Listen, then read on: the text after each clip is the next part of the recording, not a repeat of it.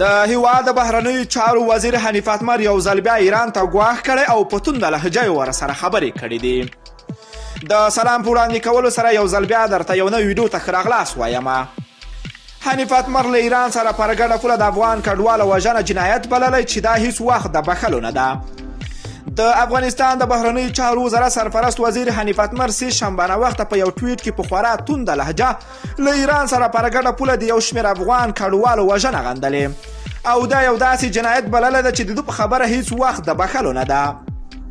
نوموړي ویلي هغه ظلم وحشت چې له ایران سره پر پوله د افغان کډوالو د شکنجې او شهادت لامل شوی افغان ملت یې خواشینی کړی ده.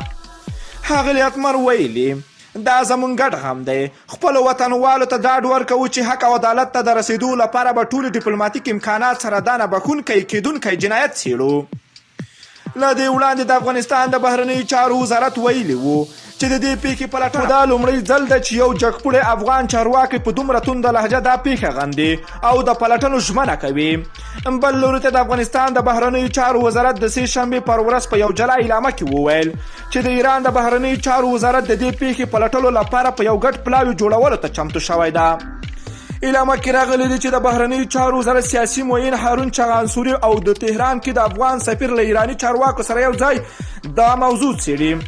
له دې مخکې نړیوالو د ایران په دې کار سخت غوسه شوي دي او په تونده لهجه د پلټلو غوښتنه ترې کړې. په اسیا کې یوازینی دوه هیوادونه دي چې په افغانانو خوب حرام کړی ده، پاکستان او ایران، چې تل کوشش کړی چې د افغانستان په داخلي چارو کې لاسوهنه وکړي.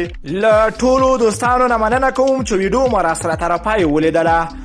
که چیرته خواږه نظرونه لرئ نو حتما یې راسره په کمنټ کې شیر کولی شئ. که غواړئ له همداسې تازه او دقیقو معلوماتو خبر شئ د پښتو اپډیټ چینل حتما در سره سبسکرایب کولی شئ. نور مو په پاک رب سپارم. الله مو مل شه. ښه وخت درته غواړم.